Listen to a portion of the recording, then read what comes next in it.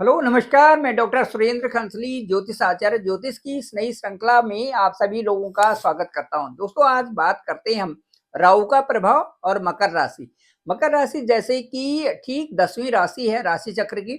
इनके लॉर्ड शनि है और जो जन्म के समय में जिस पूर्वी क्षितिज पर जो आपकी राशि उदय हुई थी वो राशि है मकर राशि।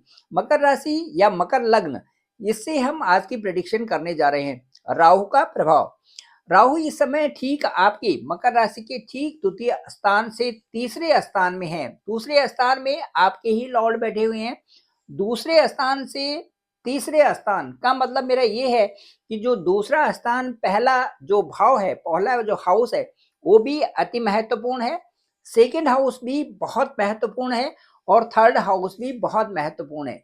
हमने इसलिए कहा कि दूसरा और तीसरा, इसका मतलब ये है कि दूसरे और तीसरे में ही प्रभाव राहु का ज्यादा रहेगा इस साल में 2025 में। वो इसलिए कि राहु इस समय विचरण कर रहे हैं ठीक थर्ड हाउस में। थर्ड हाउस में जो जो राहु का प्रभाव है वो विशेष रूप से आपके ऊपर देखा जा रहा है और वो जो प्रभाव है वो कब तक रहेगा, ठीक 18 मई 2025 तक।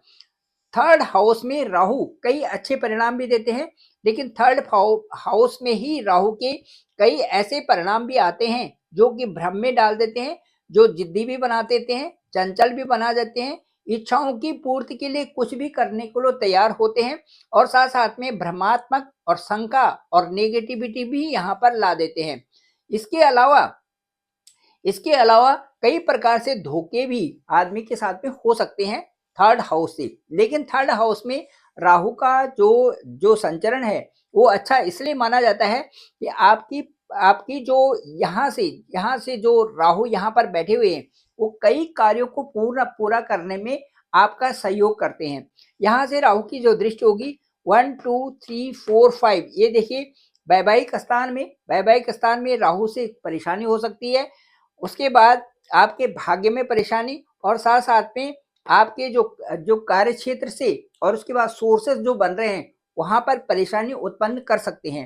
इसी स्वभाव के कारण जो जिद्दी स्वभाव है, चंचलता है, इच्छाओं की पूर्ति करने के लिए कुछ भी करना है, भ्रमात्मक होना है, शंका होना है और नेगेटिविटी को रखना है, ये राहु का विशेष प्रकार का स्वभाव बनता है। यदि इन चीजों को ध्यान में रखा जाए तो जो भी कार्य होंगे वो आपके अनुसार अच्छे ही होंगे। इसी तरह से राहु अब आपके ठीक जो है सेकेंड हाउस में 18 मई को आपके सेकेंड हाउस में आ जाएंगे। सेकेंड हाउस का जो प्रभाव है यहाँ पर जो मित्र राशि उनकी बनेगी, मित्र राशि में बहुत अच्छा प्रभाव भी देखा जा सकता है और उसके बाद कुछ ऐसा प्रभाव है जिसको जिसको कि आपने अच्छा सा कंट्रोल करना है, ये आप पर ही डिपेंड करता है। मित्र राशि यहाँ पर जो कुंभ की राशि है, यहाँ पर राहु का संचरण ठीक जो है 18 मई 2025 को होगा। ये दोनों के दोनों एक जैसे स्वभाव वाले हैं, शनि भी और राहु भी। दोनों की दशा में एक जैसे परिणाम आते हैं और दोनों का स्वभाव दंडात्मक ही होता है। नेगेटिविटी का ज्यादा बढ़ना, और यदि आप पॉजिटिव डायरेक्शन में हैं और उसको समझ रहे हैं तो आपके लिए कई प्रकार की अच्छाइयां भी आ जाना, ये दोनों की स्वभाव में है। अब यहाँ पर जो जो राहु होंगे ये परिवार के स्थान में होंगे। परिवार में भ्रम, परिवार उसके साथ साथ व्यवसाय में भी भ्रम और शेयर मार्केट में भी यहाँ पर ध्यान देने की जरूरत होगी। क्योंकि यहाँ से जो दृष्टि होगी 1 2 3 4 5, ये देखिए यहाँ पर जो भी आपने लोन वगैरह लेना है उसको ध्यान से रखें। साथ साथ में जो इन्वेस्टमेंट पैटर्न है उसको भी आपको बहुत ध्यान देने की जरूरत है। उसके बाद 8th भाव जो आयु स्थान है वहां पर भी राहु की दृष्टि है। कई प्रकार के भ्रम, कई प्रकार के जो है यहाँ से जो आपकी जो प्रॉपर्टी है, एंसेस्ट्रल प्रॉपर्टी है, उसमें भी कई प्रकार से बाधाएं आने की संभावनाएं यहाँ से बनती हैं। साथ साथ में जो 10वां स्थान है ये भी जो व्यवसाय का है ये भी प्रभावित होता है। इसके साथ साथ में जो यहाँ पर हिडन जो मिस्टीरियस चीजें हैं उनमें भी कई प्रकार का उतार चढ़ाव आने की स्थिति बनती है। सही दिशा में यदि कार्य किया जाए तो राहु से कई प्रकार के अच्छे कार्यों के होने की भी ये ऑल ऑफ सडन प्राप्तियां होती हैं।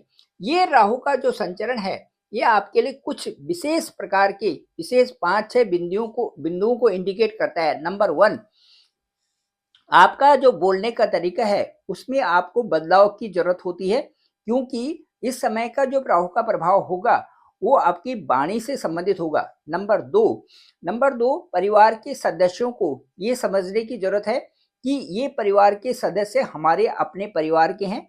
इनके साथ में कुछ ऐसा ना बोला जाए जिनसे कि इनके दिल पर और इनके दिमाग पर इसका प्रभाव हो।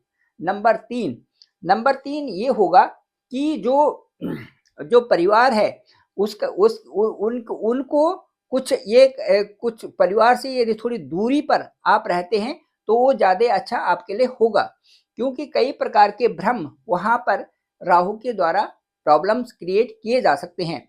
इसके साथ साथ में जो ये कुटुंब का स्थान है, यहाँ पर धन संचय भी हमारा बताता है। धन संचय के मामलों में भी आपको जब कोई भी परचेजिंग करना है तो उस समय आपके बैंक बैलेंस की तरफ भी आपको देखना जरूरी होता है, क्योंकि बैंक बैलेंस का मतलब ये है कि उन चीजों पर ही खर्चा करें जो कि बहुत आवश्यक हों। जो अनावश्यक चीजें हैं उनको बटोरने से कोई फायदा नहीं होगा, क्योंकि राहु किसी भी तरह से खर्चा करने में आपको यहाँ पर आगे ही बढ़ा देगा। और इच्छाओं की पूर्ति, राहु का जो मेन मकसद होता है वो इच्छाओं की पूर्ति करना होता है। तो इच्छाओं की पूर्ति में जो कंट्रोल करना है ये आप पर ही निर्भर करता है। इसके साथ साथ में जो सेकंड जो भाव है, यहाँ से हम कई प्रकार के एक ऐसे एडजस्टमेंट देखते हैं जिनसे कि हमें अपने अपने जो वैवाहिक जीवन है और उसके बाद जो हमारा भाग्य है, साथ साथ में जो हमारा करियर है और साथ साथ में हमारा जो सोर्स ऑफ इनकम है, ये प्रभावित होते हैं। क्योंकि यदि कुटुंब का स्थान सही हो तो उससे हमारे और जो जहाँ पर हम काम करते हैं या सोशल रूप से हम जहाँ पर स्ट्रांग होते हैं वो सभी प्रभावित करते हैं। इसीलिए कुटुंब के स्थान को बैलेंस बनाने के लिए आप विशेष करके जो ये स्थान है, विशेष करके गुरु का जो जुपिटर है, जुपिटर के किसी भी मंत्र का जप करें तो ज्यादा अच्छा रहेगा। साथ साथ में इष्ट देव का भी मंत्र का या उनके नाम का जप करें तो इसमें आपको बहुत अच्छा फायदा होने वाला है। इसको निरंतरता यदि आप बनाए रखते हैं तो आप उन समस्याओं का समाधान अपने में ही खोज लेते हैं, जो कि एक बहुत बड़ी आपके लिए प्रशस्ति होगी और उससे आप उन समस्याओं का आसानी से निदान भी कर पाओगे। Thank you very much. मैं डॉक्टर सुरेंद्र कंसली, ज्योतिष आचार्य। डिस्क्रिप्शन पे मेरा नंबर है 9868280191। आप डायरेक्ट मुझे कॉल भी कर सकते हैं। आपको कुंडली हॉरोस्कोप देखेंगे, उसमें देखेंगे कि किस तरह के प्रभाव ग्रह गोचर के कारण आ रहे हैं और उसके बाद आपकी दशा और अंतर्दशा क्या कहती है। Thank you very much. आप सभी का आभार, आप सभी का धन्यवाद।